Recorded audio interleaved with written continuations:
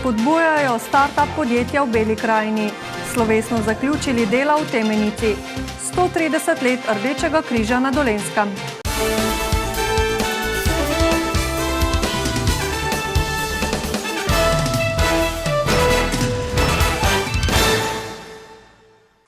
Dober večer. V belokranjskem podjetniškem inkubatorju v Črnomlju so v sodelovanju s podjetniškim inkubatorjem Kočevje konec minulega tedna pripravili Startup Vikend Pokolpja, katerega glavni cilj je bilo spodbujanje in razvijanje podjetniške kulture in inovativnosti, izmenjava znanj in razvijanje novih startup podjetij. Dvodnevnega dogodka so se udeležili tako mladi, ki šele razvijajo svoje podjetniške ideje, kot mladi podjetniki, ki so že na trgu. Imeli smo 12 super idej, 6 v kategoriji potencialnih podjetnikov in 6 v kategoriji podjetnikov, ki že delujejo, ki že imajo svoje podjetje. Mislim, da za take dva majhna okolja je to lepo število prijav, pa še bolj nas je razveselilo kakovost teh idej, ne? Strokovna komisija je v kategoriji potencialnih podjetnikov za belokranjsko najpodjetniško idejo izbrala zunanja žaluzije za strešna okna Damjana Šumaka.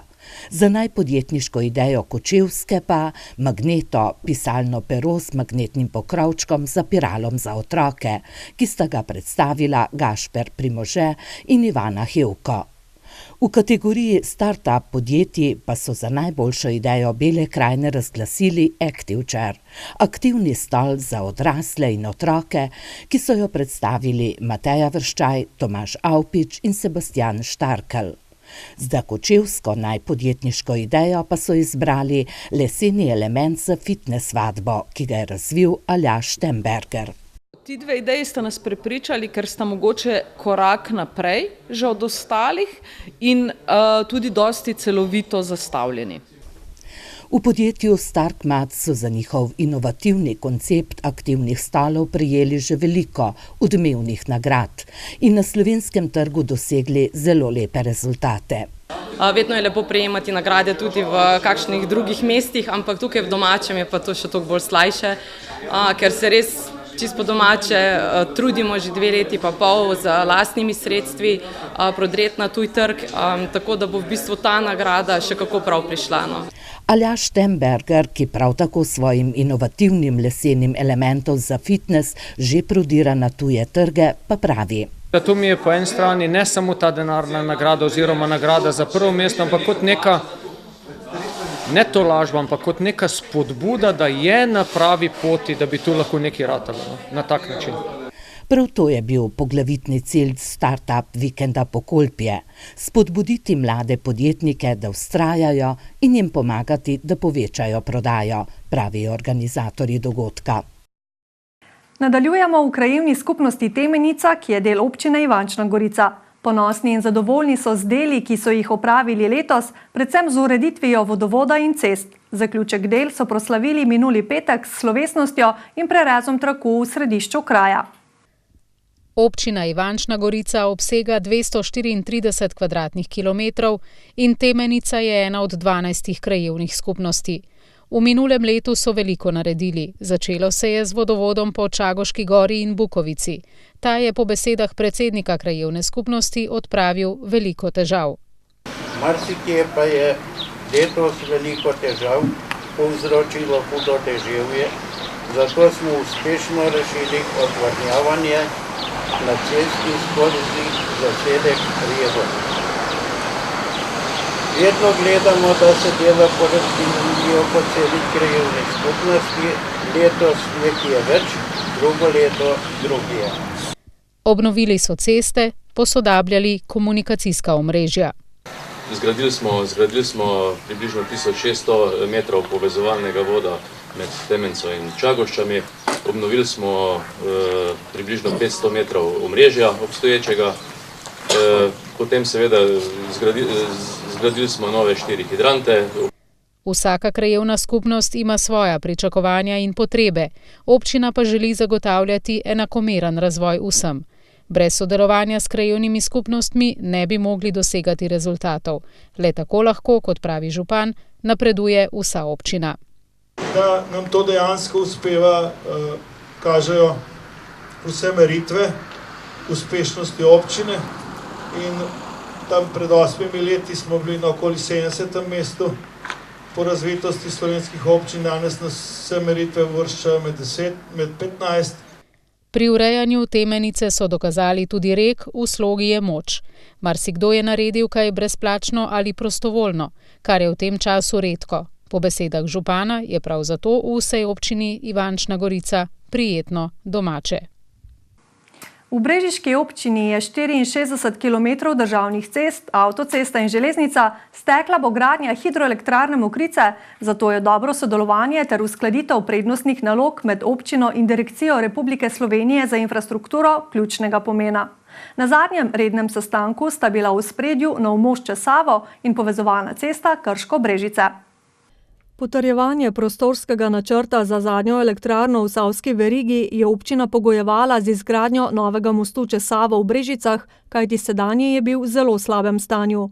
Eden od pogojev za začetek gradnje je poglobitev struge. Dela lahko stečejo, ko bo izdano okoljevarstveno soglasje za hidroelektrarno Mokrice.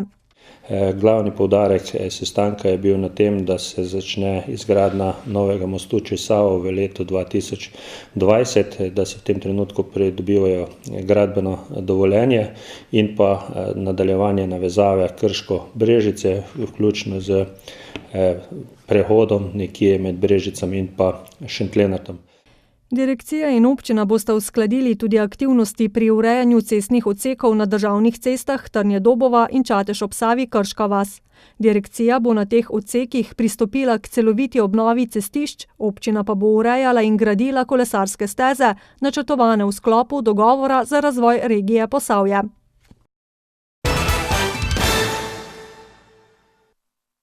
Za začetek Rdečega križa v Sloveniji štejemo leto 1864, ko so v Ljubljani ustanovili žensko društvo za pomoč ranjenim in bolnim vojakom, vdovam in otrokom. Letos pa obeležujemo 130 let od ustanovitve podružnice ženskega pomočnega društva v Novem mestu, ki se je ukvarjalo predvsem s pripravo na oskrbo ranjencev.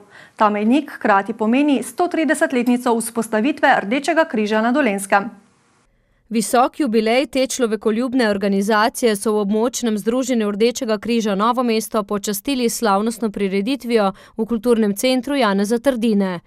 Prostovoljce in goste sta nagovorila predsednik OZRK Novo mesto Marjan Grahut in podpredsednica Rdečega križa Slovenije Irena Nečemer, ki sta izpostavila dolgoletno zgodovino ter pomen organizacije za zmanjšanje trpljenja in stisk ljudi. Rdeči križ s svojim geslom povsod in za vsakogar je naš cilj, saj nas ljudje potrebujejo.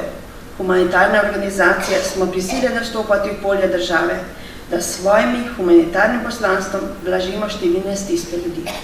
Temeljna načela Rdečega križa so univerzalnost, nevtralnost, nepristranskost, neodvisnost, celovitost, prostovoljstvo in humanitarnost.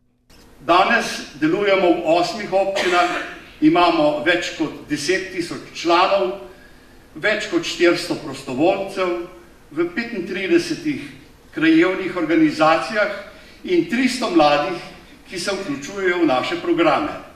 Mladi so bili tudi nosilci kulturnega sporeda na dogodku, saj so nastopili učenci z več šol in malčki iz vrtca. Direktorica Adrije Dom Marta Klevišar je ob koncu podelila donacijo, mobilno hiško, ki jo bodo v območnem združenju namenili za letovanje socialno šibkih posameznikov in družin. Župan Gregor Macedoni pa jim je izročil priznanje za večletno uresničevanje humanitarnih vrednot. Člani prostovoljnega gasilskega društva Metlika, najstarejšega v Sloveniji, so v sklopu meseca požarne varnosti pripravili dan odprtih vrat in predstavili dejavnost ter opremo društva, ki šteje 190 članov. Na ploščadi pred gasilskim domom so predstavili tudi svoj vozni park in slovesno namenu predali novo vozilo. Tovrstna nabava novega napadalnega vozila GVC 1625 za prostovoljno gasilsko društvo Metlika in s tem tudi osrednjo operativno enoto v naši občini pomembni velika tehnična posodobitev, velika pridobitev. Nabava tega vozila pa je bila velik zalogaj, vreden 220 tisoč evrov. Ja, takšno vozilo ni poceni in zelo težko bi ga iz proračuna sfinancirali v enkratnem znesku, zaradi tega smo financiranje razdelili na 3 leta skupaj z Gasilsko zvezo Metlika in pa seveda tudi prostovoljnim gasilskim društvom Metlika. Delno pa je pomagala tudi Gasilska zveza Slovenije. Zdaj lahko trdimo, da smo dobro opremljeni, kar se tiče tehnike in opreme, kar se tiče znanja in sposobnosti, lahko tudi trdimo, da smo dobro usposobljeni. Število požarov se je sicer v zadnjih letih zmanjšalo. Se je pa povečalo število intervencij tehnične narave. Bodi se od udiranja, od poplav, od zalitja kleti in podobno, do reševanja na reki Kolpi. Brez gasilcev si ne moremo predstavljati vsakdanjega življenja, uporabljamo jih na 100 različnih načinov, od tega, da nam varujejo prireditve, so redarji, skrbijo za varnost, pa do tega, da pomagajo drugim, ko potrebujejo pomoč. Vemo za nesrečo letos v Črnomlju, v roku 1 ure je 100 naših gasilcev bilo že v Črnomlju in so tam pomagali ljudem. Prihodnje leto pa bo praznično za metliške gasilce, saj bodo obeleževali več pomembnih jubilejev. To je 150-letnica gasilstva na Slovenskem, 150 let gasilskega društva Metlika, 100 let omembe slovenskih gasilcev znotraj organizirane gasilske zveze in pa nenazadnje 70 let Gasilske zveze Slovenije. Pa tudi 50-letnica Gasilskega muzeja Slovenije dr. Branka Božiča, ki je tradicionalno in vsebinsko vezan na Metliko, dodaja Štubljar. Vonj po jabolkih, palačinkah in kostanju. Prava jesenska mešanica vonjev in okusov v središču Dolenjskih Toplic daje vedeti, da je čas za osrednjo jesensko prireditev v kraju, praznik topliškega jabolka, ki je letos postal polnoleten. 18. izvedbo je slavnostno odprla nova ministrica za kmetijstvo, gozdarstvo in prehrano Aleksandra Pivec. V nagovoru je izpostavila, da tovrstne prireditve izjemno pripomorejo k dvigovanju zavedanja o varni, doma pridelani hrani. In slovenski potrošnik se zaveda, da je potrebno posluževati se te hrane in, kar je razveseljivo, zaveda se tudi tega, da ni pomembno samo, kako hrana izgleda in tega, da je treba za to vrstno domačo varno hrano plačati tudi nekoliko večji odstotek pri ceni. Prireditev že od samih začetkov z roko v roki pripravljajo domača občina, Društvo podeželskih žena in Novomeški kmetijsko-gozdarski zavod. S praznikom želijo opozoriti, kako pomembno je imeti lastno hrano, lastno sadje. Hočemo združevati kmetijsko populacijo, znanje pri kmetih, znanje o pridelavi in predelavi. Na drugi strani pa to zelo pomembno sporočilo za potrošnika, da imamo lastno hrano, da je domača hrana dobra, kakovostna in zdrava.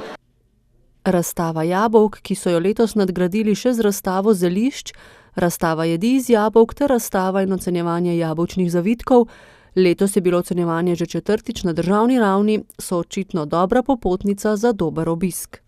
Nadgradili smo se in domače in umetnostne obrti, še posebej s predstavitvijo večkrat povečano domačih pridelovalcev razne hrane, od moke, aronije in pa stalnico, seveda čebelari, sadjari in tako naprej. Želja članic Društva podeželskih žena, da bi na razstavi jedi vedno pokazale kaj novega, je botrovala nastanku knjižice Jabolčne dobrote iz Topliške doline, v kateri je zbranih blizu 50 receptov. Vsak recept je vsaka malo dodala, seveda te, ko so prispevale članice, in po svojega malo prilagodila. Tako naprimer imamo potico iz kamutove moke, jabolčno, ampak narejena je po receptu kot orehova potica, ampak je drugačna. Potem je šarkelj iz suhih krhlov. To je sicer že druga knjižica receptov društva. Seveda pa tudi letošnji praznik ni minil brez največjih in najtežjih pridelkov, poskušali so razvleči največji zavitek v enem kosu, prireditev pa sta prepletla tudi ljudska glasba in ples.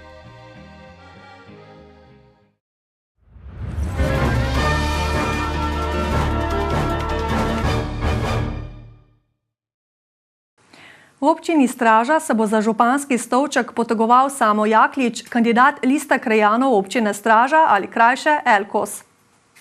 Jaklič že od rojstva živi v Rumani vasi, je diplomirani inženir geodezije, zaposlen pa je na žužemberški občinski upravi. V V programu s pravim pogledom med drugim izpostavljajo spremembo statuta, občinskega prostorskega načrta, del proračuna pa bi bil participatoren, torej bi o njem odločali občani. Se bom zavzemal za čim širše sodelovanje občanov v delovanju občine Straža. Za ta namen bomo ustanovili vaške odbore, organizirali bomo občne zbore in pa vzpostavili tudi ostale oblike sodelovanja občanov v življenju občine. Zavzemal se bo za vse prebivalce in zagotavljal usklajen razvoj občine. Jaklič je sicer tudi nosilec liste Elkos, na kateri je 13 kandidatov za občinski svet, med katerimi je 8 novih obrazov. To so bile torkove novice. Hvala za pozornost in nasvidenje spet jutri.